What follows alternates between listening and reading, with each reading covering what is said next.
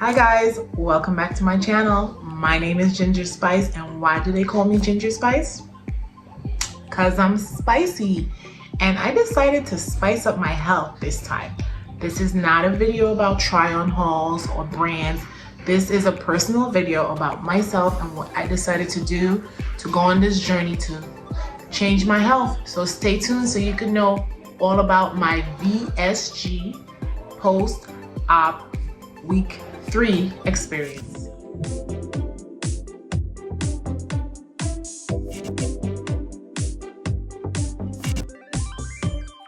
Okay guys, so we're gonna step right into it so that this video is not too long. I'm gonna break this video into 4 parts. The first part is pre-surgery.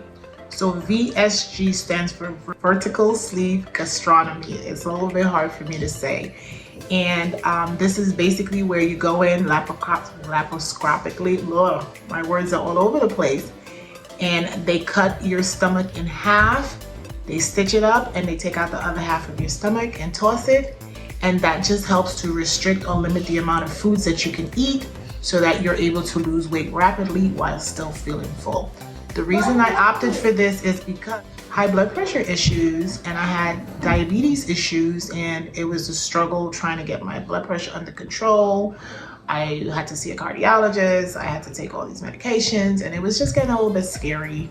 You know, it's okay to be plus size and everything, and I am still plus size, but when it starts to affect your health, I decided that I needed to try something else. The years of yo-yo dieting, the years of always, trying this fad and that fad clearly weren't working for me. I have been over 200 pounds since I was 20 something years old, and I'm in my 40s, so clearly nothing was working for me. It was not consistent long enough for me to maintain that weight loss. And then as I'm starting to increase in age, here comes the blood pressure, here comes the pre-diabetes, and it was just getting crazy because I aim to be fabulous all the time, and those were getting in the way of my fabulosity. So I decided to have the VSG surgery. Now, part 1 is you're supposed to go on this diet for 2 weeks before the surgery, which is a high protein diet, so that your liver could shrink, because your liver sits on top of your stomach, and we need that out of the way so that they could actually get to your stomach. I didn't do too well on the high protein diet. I like to eat. That's what got me in trouble in the first place.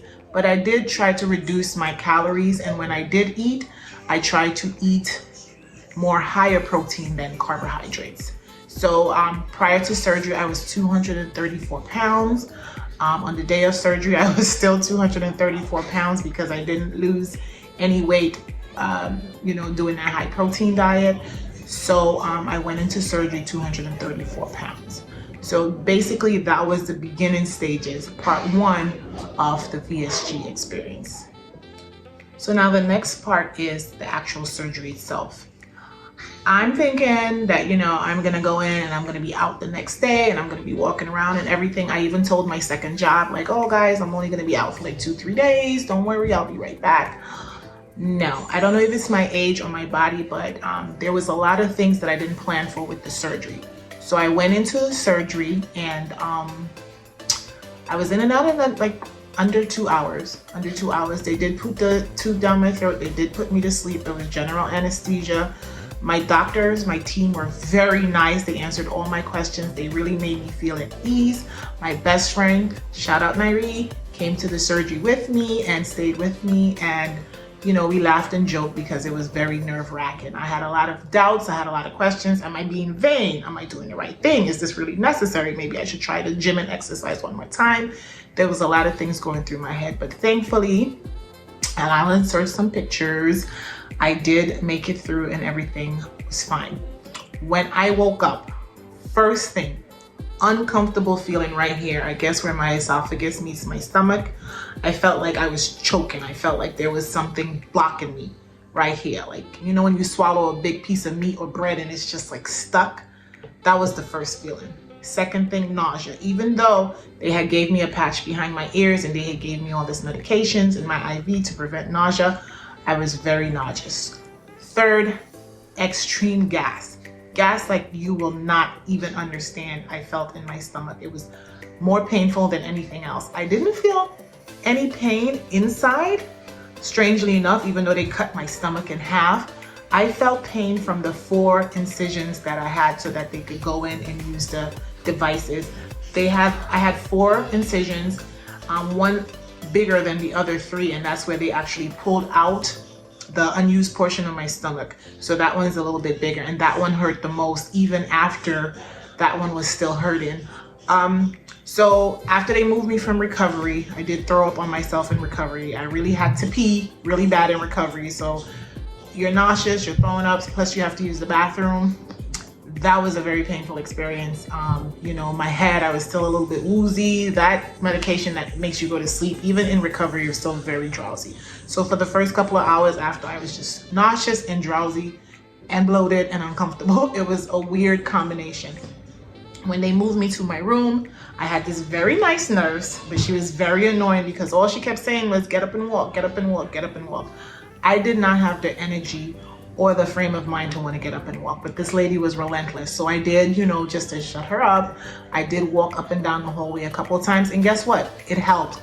It helped that gas to reduce, it helped it to go away. Another side effect that I had was hiccups.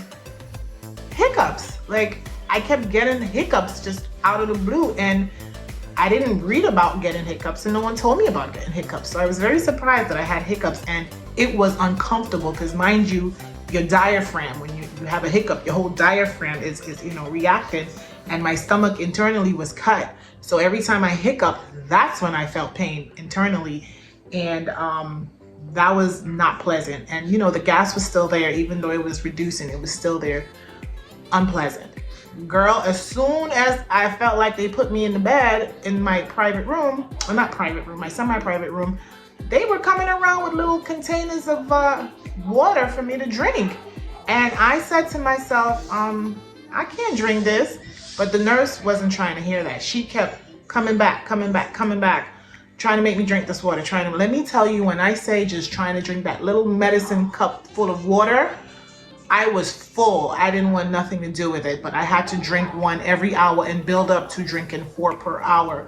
So the operation and waking up, it was just physical discomfort and just, you know, being very exhausted and just being very, very tired. And I ended up staying in the hospital for 2 days. They wanted me to stay a 3rd day, but I did not want to do that. I wanted to go home to my kids. I wanted to go home to my family. The hospital bed is uncomfortable.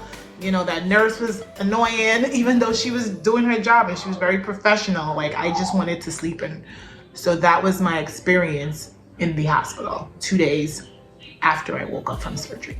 Okay, so part 3 is post-op when I'm home recovering. Guys, I'm up there in age, and I already had high blood pressure going in. In the recovery, my blood pressure actually soared in the recovery room, and they were just putting stuff in my IV. They kept coming back, putting stuff in my IV, waiting a little while to see if my blood pressure would go down. It wasn't, and then they would come back and say, okay, we're gonna try something else, and they would put another thing. They tried 3 different things in my IV to get my blood pressure to go down. And the way they were reacting, it was making me nervous, and I'm sure that wasn't helping my blood pressure, but at that moment, I'm like, wow, I made the right decision. Just for the whole recovery room blood pressure situation, that was scary. And I had to do all this stuff from the cardiologist, stress tests, running on the treadmill, all that stuff to show them that my heart was able to withstand the procedure. But in recovery, my body was like, no, we're gonna show out and show out. And that's exactly what it did. Anyway, so now I'm home. They sent me home with a bunch of medications that I didn't plan for. They sent me home with blood thinners, which is injections. I had to give myself an injection every 12 hours in my abdomen for 2 weeks. And girl, those needles hurt. I felt pain when I had to insert those, you know, pre-filled injections twice a day, morning and night, in my abdomen. Can you imagine sticking a needle in your body twice a day? Sometimes I would make my son do it. Sometimes I'd make my daughter do it. I just didn't want to do it myself because I felt like if somebody else was doing it and I closed my eyes, then I wouldn't feel the pain. But them needles hurt. It still hurt. They sent me home with my high blood pressure medication. They sent me home with a bunch of vitamins, and they sent me home with a strict diet to follow. For the first 2 weeks post-op, I was on a liquid diet. That means I could only drink water, sugar-free popsicles, protein shakes, which was very important, broth. That's it. So For the first 2 weeks, I didn't lose any weight for the first week, surprisingly. And I didn't even care because I was still woozy. I was very fatigued. After surgery, when you're recovering, I did not read about being fatigued. I was extremely fatigued. Like, I would try to walk and then I would have to stop and sit down. I tried to do house chores and I had to stop and sit down. Like, I would try to walk to my car and I would have to stop and sit down. Like, I feel like 4 days after surgery, I tried to drive and I had to pull over. Like, no, this is not gonna work. I'm gonna end up killing somebody or myself. So I just stopped driving. Those 2 weeks with the broth, with the protein shakes, which, I did not like the protein shakes at all, but I suffered through it because I know my body internally needed to heal. Plus, I needed those protein shakes in order to take all those vitamins that they send you home with. I was taking so much medication. I'll insert a picture. And, you know, with the blood thinners, I needed to have food in my stomach in order to properly digest those medication without feeling ill. Because one thing I did not want to do was throw up with my new stomach. I did not want to feel that pain. The big incision that I mentioned on the bottom was very painful. Like, I was fine, but that incision, every time I tried to sit up, every time I tried to lay down, every time I tried to move a certain way, I would feel that one incision pain in me. So they did send me home with 2 different types of painkillers, but you have to swallow it. You know, the first couple of days I was like mashing all my medication with like a pill crusher. But then when I went for my follow-up and they said I could swallow it whole, I was swallowing my medications whole. So it was just a lot of fatigue. You know, my family used to check on me a lot. I had my teenagers doing a lot of the lifting and a lot of the housework because I just wasn't feeling well. Because I was hardly getting any nutrients in, I was very lightheaded, I was very dizzy. You know, I lost, the first week I didn't lose any weight, but that second week, I feel like I lost 10 pounds a week. And then the week after that, I lost another 10 pounds. In just those like 2.5 weeks, I lost 20 something pounds. So it was very rapid, but again, I was just drinking broth. I was just drinking protein shakes, barely, because I didn't even really have an appetite. About appetite, my appetite came back like 2.5 weeks in. I started feeling hunger pangs and I got nervous because I'm like, why am I getting hungry? Like, my stomach is very small now. I could barely eat anything. I was eating 2 ounces at a time, trying to work my way up to 4 ounces. That was very, very tiny.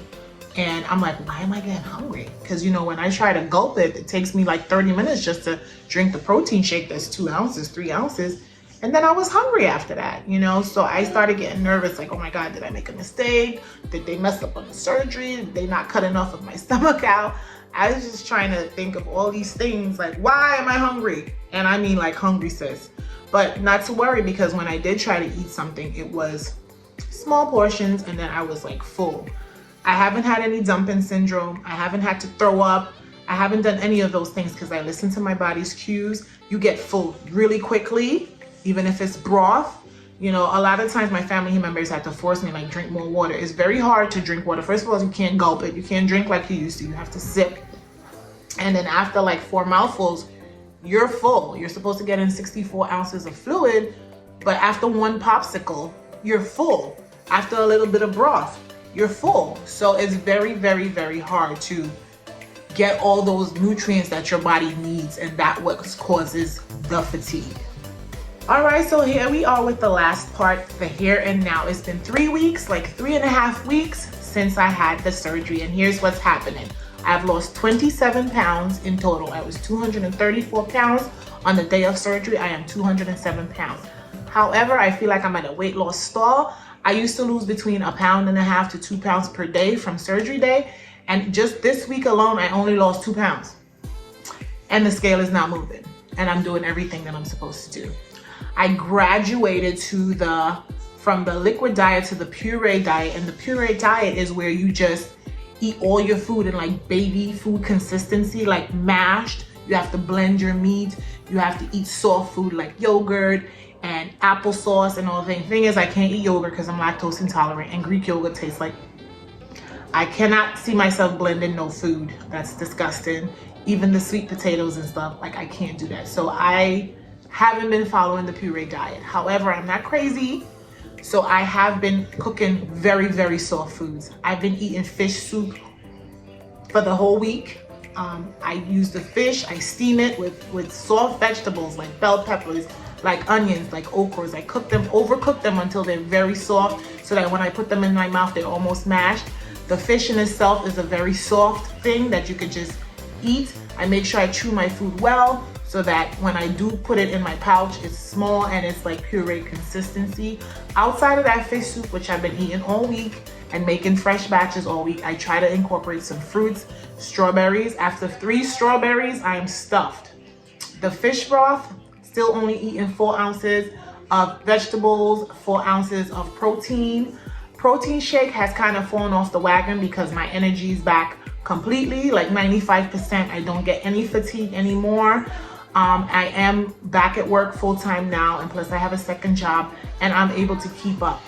With this part, that I find that the challenges is getting my water in, getting my protein in, getting my fruits in, getting my everything. It's just, you know, the pouch is so small and I do have my appetite. So when I get hungry, I'm like, am I gonna drink or am I gonna eat? Because you can't do both at the same time. So when I get thirsty, it's frustrating because I can't gulp my water. After a couple of mouthfuls, like I'm stuffed, and then I'm hungry because I just have water in my stomach. And then when it's time to eat, after like 4 bites, I'm full.